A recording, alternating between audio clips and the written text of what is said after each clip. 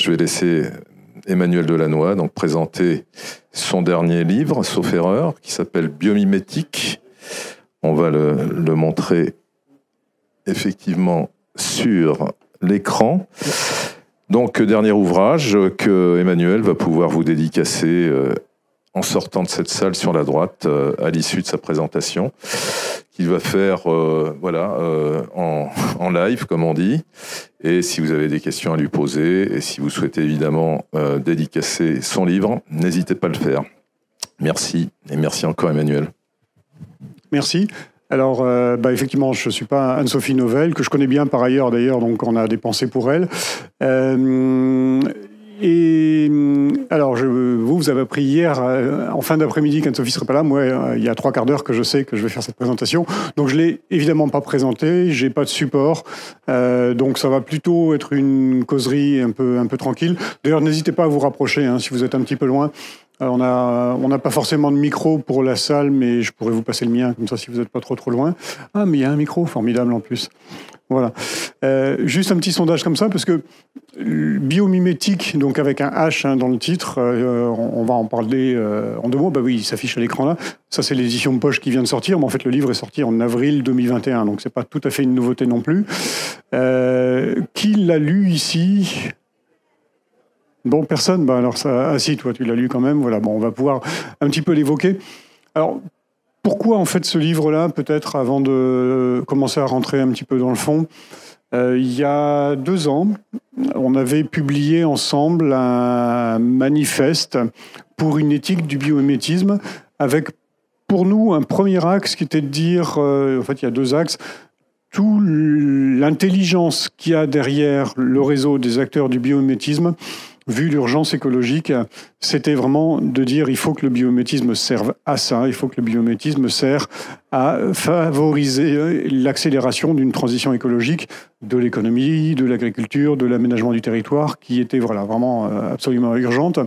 Et la deuxième chose, c'était de faire en sorte que les fruits du biomimétisme soient équitablement partagés. C'est-à-dire qu'on ne soit pas sur quelque chose qui soit une nouvelle forme d'appropriation des savoirs, qu'on va aller chercher dans le vivant, je ne vais pas dire dans la nature, parce que j'ai bien écouté la présentation de Guillaume Lecointre tout à l'heure.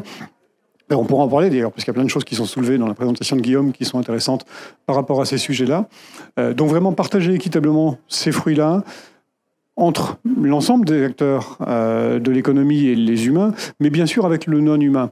Et la réflexion fondamentale, c'est de dire, est-ce que le biomimétisme, c'est quelque chose qui va servir le vivant dans son ensemble, ou est-ce que c'est une nouvelle manière pour une espèce, la nôtre, Homo sapiens, d'aller exploiter le vivant autrement? C'est-à-dire qu'au lieu de l'exploiter de manière physique, en récoltant, en déboisant, en allant pêcher, etc., et ratisser des fonds marins pour aller chercher toutes les ressources dont on a besoin, est-ce qu'on ne va pas arriver à une sorte de pillage immatériel de connaissances, finalement, sans renvoi d'ascenseur? Et ça, c'était une autre question que j'avais envie de poser aussi, de creuser un tout petit peu. Sachant que, au moment où j'ai écrit le livre, et je pense encore aujourd'hui, ça reste quelque chose qui est de l'ordre du risque au potentiel. C'est-à-dire que je n'ai pas de critique à faire sur la manière dont le biomimétisme est appliqué. En tout cas en France. Pareil, parce qu'on reverra, pour faire le lien avec la présentation de Guillaume Lecointre, la critique qui est faite, elle s'adresse à une vision américaine, américano-centrée du biomimétisme, notamment dans un pays, par exemple, où il y a un fonds créationniste qui peut être beaucoup plus fort que chez nous. Donc une démarche scientifique qui passera moins dans sa rigueur, dans sa manière de questionner, de remettre en cause des certitudes, etc. Et c'est pour ça qu'on a souvent cette espèce aussi de naïveté qui est de dire que dans la nature, tout est bon forcément puisque ça a été créé par Dieu, tel que c'est aujourd'hui, et que donc forcément on a une situation idéale. Évidemment, les choses sont loin d'être aussi simples. Et donc ça, c'est une autre question qui peut être soulevée aussi par rapport à ça. Voilà. Donc en gros, l'intention du livre, c'était d'abord de diffuser un petit peu pour les lecteurs qui ne sont pas au fait de ce que c'est que le biomimétisme, effectivement d'introduire, de parler de biomimétisme, de parler d'éthique du vivant et de regarder de quelle manière, en faisant le lien entre l'éthique du vivant et le biomimétisme, il n'y avait pas une possibilité d'émergence de quelque chose de nouveau. Et l'émergence de ce quelque chose de nouveau, c'est peut-être justement un nouveau rapport au vivant. C'est peut-être justement retrouver une sorte de capacité d'émerveillement. Et là, c'est pour la partie plus grand public. Et toute cette difficulté qu'on a souvent à concilier l'urgence et la nécessité de communiquer à tout le monde, de parler à tout le monde, de sensibiliser tout le monde, et en même temps d'avoir une rigueur dans la manière dont on se pose les questions et dont on adresse les sujets complexes. C'est pas simple du tout. Alors je propose quelques clés de lecture, mais ce que j'ai envie, c'est plutôt qu'on ait un débat, et on reviendra peut-être sur ces clés de lecture là aussi, dans des échanges qu'on pourra avoir. Ça n'a pas vocation évidemment à être complet, mais c'est d'essayer de regarder comment on est capable à la fois de communiquer une sorte d'enthousiasme et d'émerveillement, et en même temps de garder la distance, le recul nécessaire, la critique nécessaire. On le voit, c'est pas facile. Alors on le voit sur un sujet qui est tout autre, par exemple, c'est la question de la communication sur le changement climatique. La rigueur scientifique voudrait que toutes les vérités qui sont établies à un instant T, elles sont censées être remises en cause. Mais du coup, dans le débat public, et notamment dans les médias, sur les plateaux de télévision, etc., on a l'illusion de dire on va faire l'équilibre en invitant un scientifique qui nous parlait du changement climatique et un climato-sceptique. Comme ça, on aura fait l'équilibre. Non, en fait, ça ne reflète pas du tout l'état de la position de la communauté scientifique. Et donc, on a un biais qui est énorme, c'est qu'on donne autant de poids à quelque chose qui est ultra minoritaire dans le débat scientifique, on lui donne autant de poids dans le débat public. Là, c'est un petit peu la même chose finalement sur le vivant, c'est de dire mais comment on peut réfléchir à des pistes où on va pouvoir vraiment s'inspirer sur des bonnes bases, sur des bases qui soient rigoureuses, du vivant, des dynamiques du vivant. Alors, il se trouve qu'une de mes fonctions, qui est là, effectivement, c'est que je suis directeur associé de Picaya, donc, consultant associé fondateur de Picaya.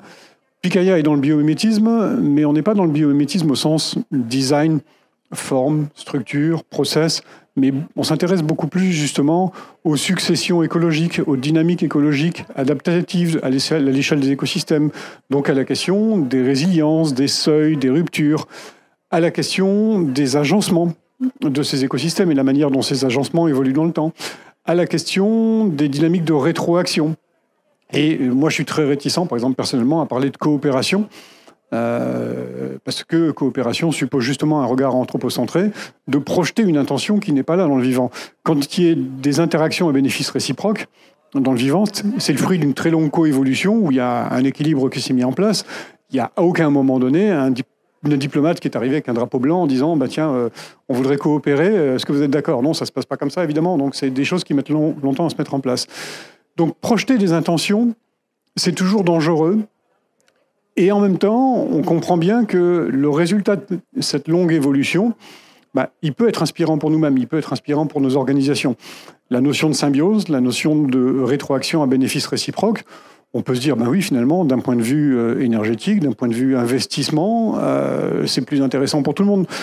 Le fait qu'il n'y ait pas un gagnant et un perdant, et on le voit d'ailleurs dans les situations de crise aiguë comme on l'a en ce moment, et les situations de crise militaire et guerrière comme on l'a en ce moment, quand il y a un gagnant et un perdant, en fait non, il y a deux perdants dans le sens de l'histoire. Le gagnant est tellement affaibli qu'il a perdu énormément.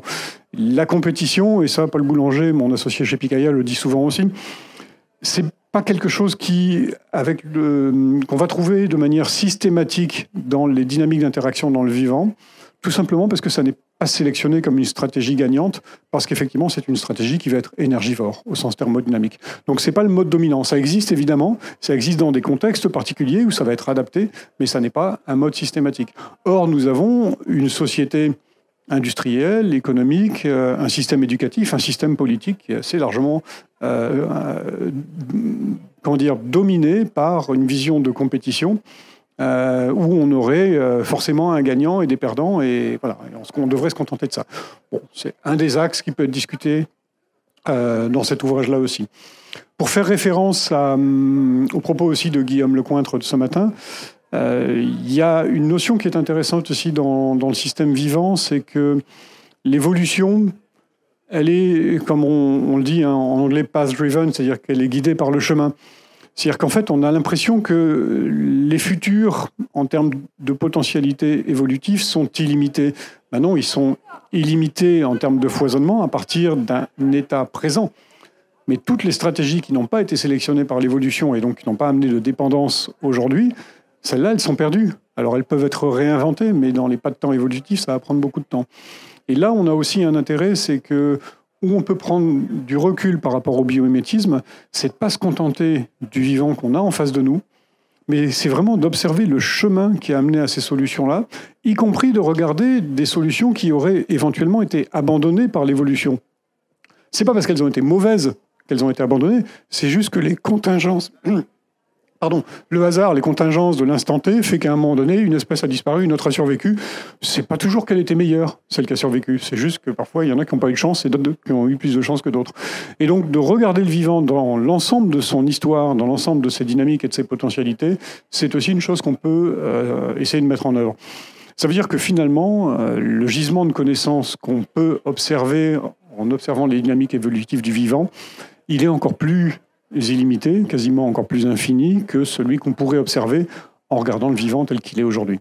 Donc ça, c'est un autre message.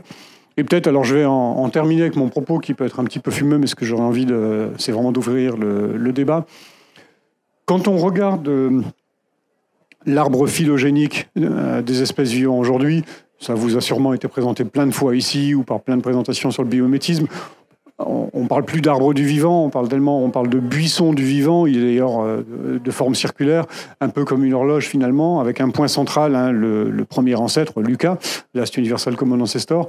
Et puis après, il y a des branches qui ramifient un peu dans toutes les directions, avec une diversité qui est absolument énorme aujourd'hui.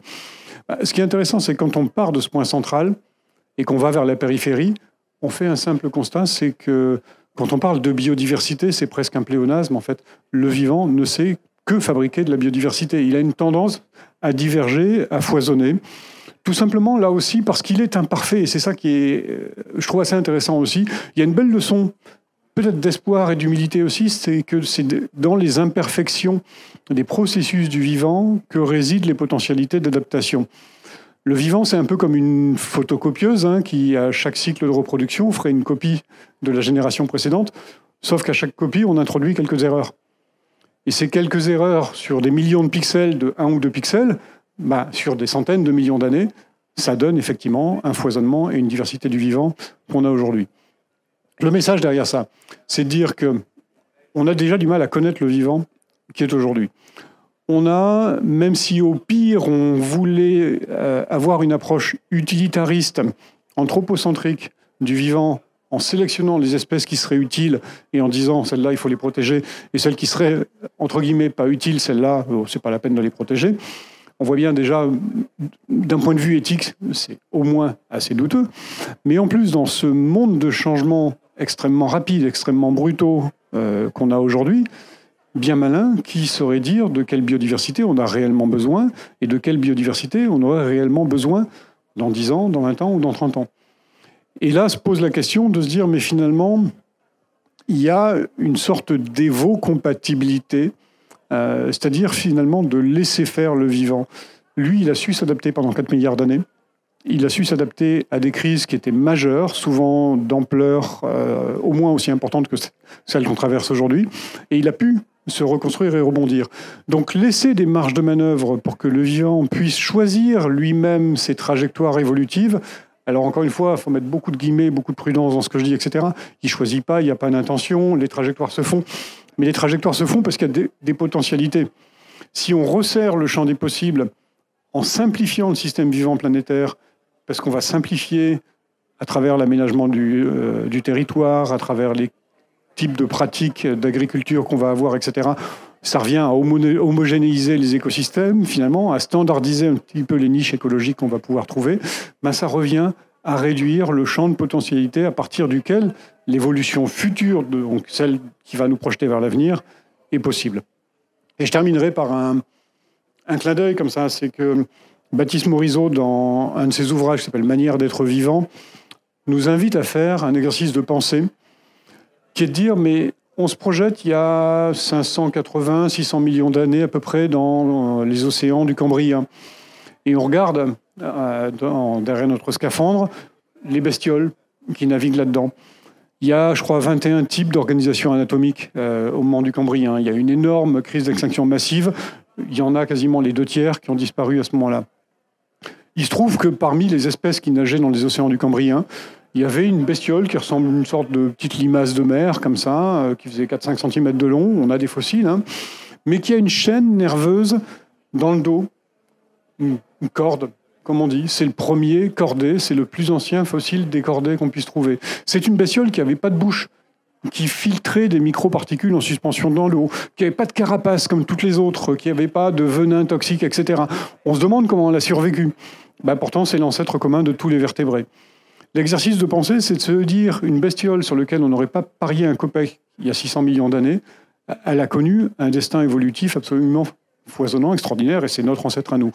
Si on refait le même exercice de pensée aujourd'hui, en disant, on prend n'importe quelle espèce vivante aujourd'hui dans la biosphère, et on se projette dans 600 millions d'années, quel va être le destin évolutif des espèces qui vivent aujourd'hui et quelles vont être les lignées qu'elles vont pouvoir engendrer.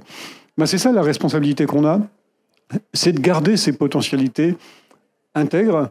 Et là, c'est une exigence éthique à très long terme, finalement. Et ça nous amène à aller au-delà de ce qu'on sait faire aujourd'hui, c'est-à-dire qu'on sait faire de l'éco-conception. Alors, c'est la question de l'innocuité des innovations industrielles, chimiques, organisationnelles, etc. L'éco-conception permet de faire ça. Donc, on a des choses qui vont être globalement compatibles avec les métabolismes des individus, des êtres vivants. On commence à raisonner un petit peu en termes d'éco-compatibilité, et ça en urbanisme, en architecture, en aménagement du territoire, y compris un peu en agriculture.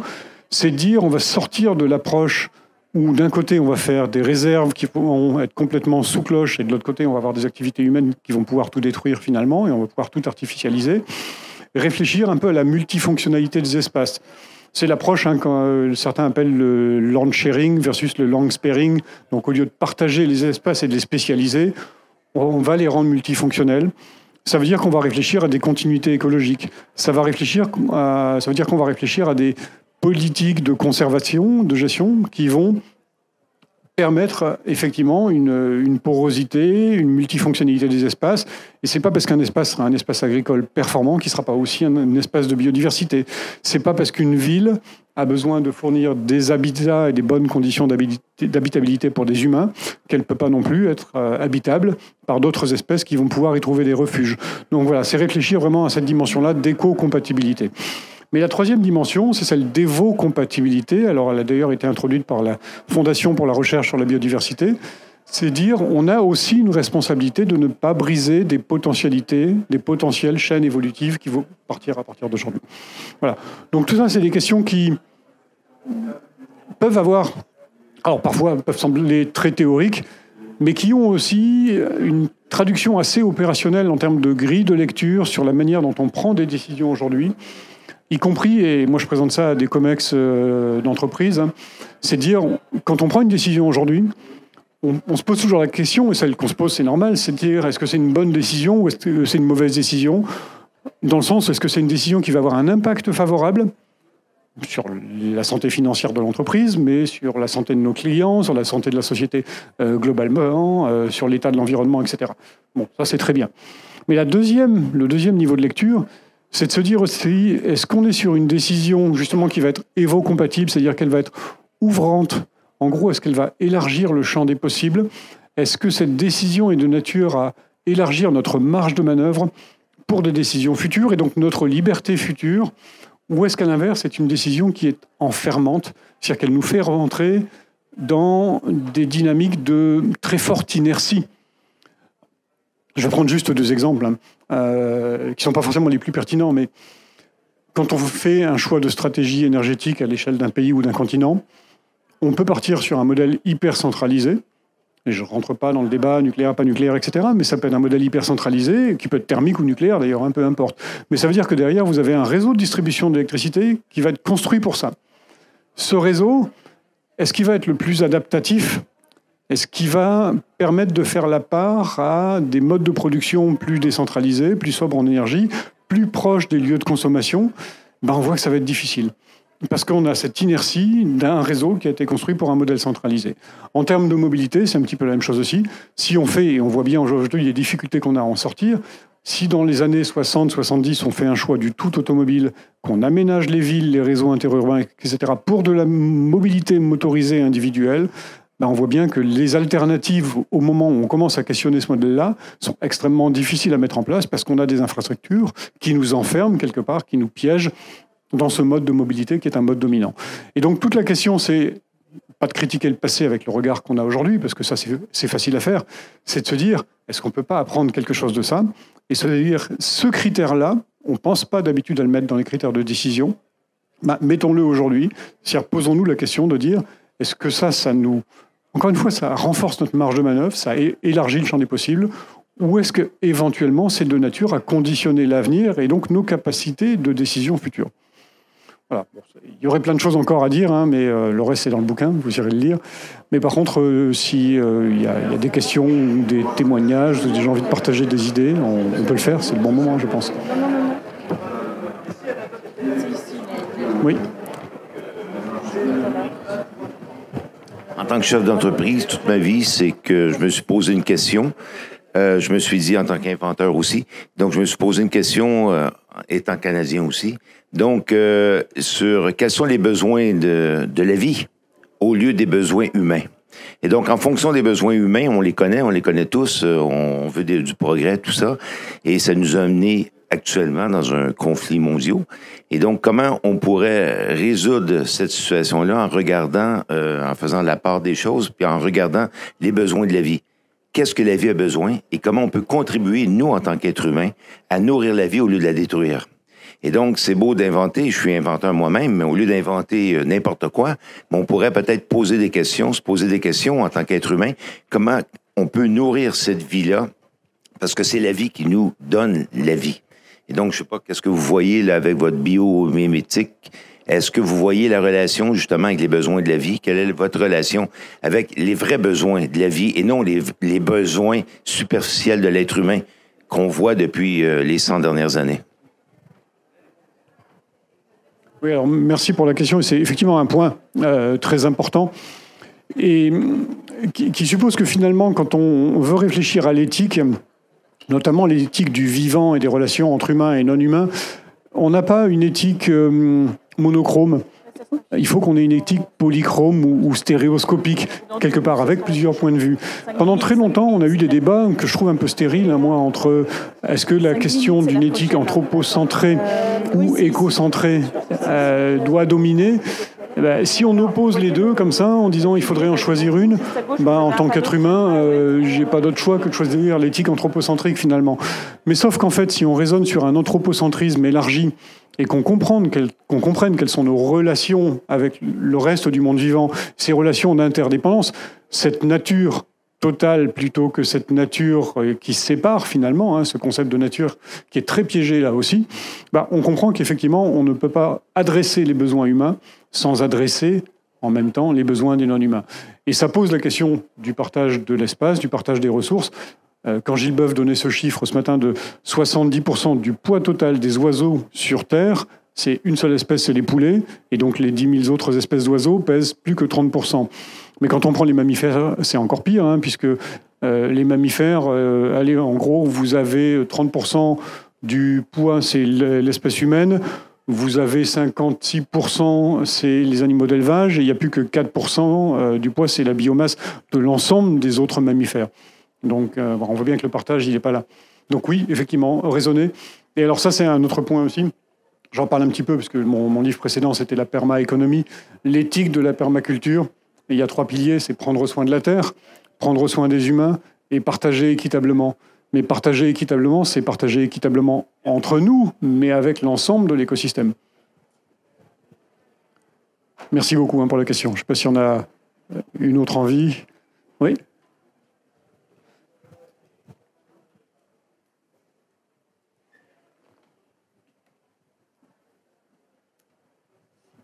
Oui, bonjour Monsieur Delanoë, et je suis ravie de vous voir, que finalement vous ayez pris la place même de l'autre personne qu'on voulait voir, puisque j'ai adoré votre livre. Moi, je suis chef d'entreprise aussi sur la transition écologique du maritime. Je suis géologue océanographe, donc je suis scientifique à la base, et après je suis devenue une industrielle et un inventeur, comme Monsieur le Canadien. Cette question que vous posez, je rebondis sur la précédente question, elle est tout à fait pertinente. De quoi la vie a besoin. Sur les bancs de la fac, on nous a appris que c'était la transmission et durer dans le temps. Donc je me dis manger, boire, transmettre, grandir. Et finalement, quand on se repose ces questions en titre d'individu, j'ai l'impression qu'il y a aussi plein de questions comme ça personnelles. Qu'est-ce qui est le plus important pour soi? Manger, sa famille, transmettre. Et finalement, je me dis, mais ma question est peut-être bête, mais je pense qu'il n'y a pas de question bête. Est-ce qu'il y a une branche du biomimétisme qui étudie la biologie que nous sommes, nous? C'est-à-dire que nous-mêmes, on est un organisme et à l'intérieur de nous, on a plein d'organismes, on a des bactéries, on a un microbiote, etc. On est un écosystème à part entière. Et donc, est-ce que notre éthique, ça se collerait pas aussi sur cette connaissance de nous, dans le nous pluriel, en fait? Et plus nous avons conscience que nous sommes plusieurs en un seul être, plus effectivement on se posera la question de la sauvegarde de cette biodiversité, de cette alimentation qui est la clé de notre carburant, des processus biologiques qui nous animent, et qu'on a la particularité en tant que vertébrés, mais également eucaryotes et Homo sapiens sapiens, donc mammifères, d'avoir une capacité de transmettre les émotions et de les ressentir. Et que peut-être on a quelque chose à faire avec la communauté des mammifères sur la planète, de cette prise de conscience qu'on est sur le même bateau, quoi. Voilà, enfin, c'est ma réflexion personnelle, tout en étant avec cette question, est-ce que une partie du biomimétisme ou des scientifiques nous étudient nous aussi sur nos propres trajectoires? Alors, concrètement, oui. Ça, c'est la réponse courte. Après, sur cette dimension écosystémique, finalement, de l'enveloppe corporelle humaine, c'est intéressant parce que là aussi, il y a, comment on appelle ça déjà, une révolution copernicienne, c'est-à-dire qu'on se voit en tant qu'individu. On n'a pas conscience que notre enveloppe corporelle, c'est avant tout un écosystème et que chaque écosystème humain qui est dans cette salle est unique finalement. On a chaque fois des agencements de microbiotes qui vont être différents les uns des autres en fonction de nos modes de vie, de nos habitudes, etc. Donc il y a pas mal de travaux de recherche là-dessus. Il y a Marc-André Seloz d'ailleurs qui est aujourd'hui sur BioMexpo et qui a écrit un bouquin qui s'appelle Jamais seul, qui est remarquable sur cette question effectivement du microbiote, des symbioses, à toutes les échelles d'ailleurs. Il y a des échelles d'emboîtement. On a d'ailleurs en nous des protistes, donc qui sont des symbiotes, qui ont eux-mêmes en leur sein des bactéries qui leur sont elles-mêmes aussi endosymbiotiques. Donc on a des emboîtements comme ça de symbiose qui sont assez intéressants. Un point, alors je ne sais pas combien de temps il nous reste. Il reste une petite minute. Alors Emmanuel, une minute, donc, ce sera un point de conclusion, malheureusement. Votre question, elle m'amène à une réflexion aussi, qui est dans le livre aussi. C'est de quoi on a besoin? On a peut-être aussi besoin d'altérité. C'est-à-dire que nul n'existe sans les autres, nul n'existe, c'est le concept d'Ubuntu, le mot bantou, on n'existe que parce qu'on a des relations les uns avec les autres et on se construit par les interrelations qu'on peut avoir les uns avec les autres. Mais c'est vrai aussi des espèces vivantes, c'est-à-dire que les espèces, elles n'évoluent pas, les espèces, elles coévoluent. Si Lucas était resté tout seul, on aurait une seule espèce encore aujourd'hui, on est très peu de biodiversité. C'est vraiment les interactions avec les autres qui sont consubstantielles en fait, de la diversité du vivant. Et ça questionne la question d'identité dont on parle beaucoup aujourd'hui. C'est-à-dire que l'identité, elle ne peut se définir que parce qu'il y a une altérité. De vouloir une forme d'identité, de pureté, comme ça, qu'on l'entend dans certains discours, etc., c'est évidemment extrêmement dangereux. C'est la négation même de ce qui fait qu'on est humain. Donc voilà, l'humanité ne se définit que dans sa diversité, elle aussi.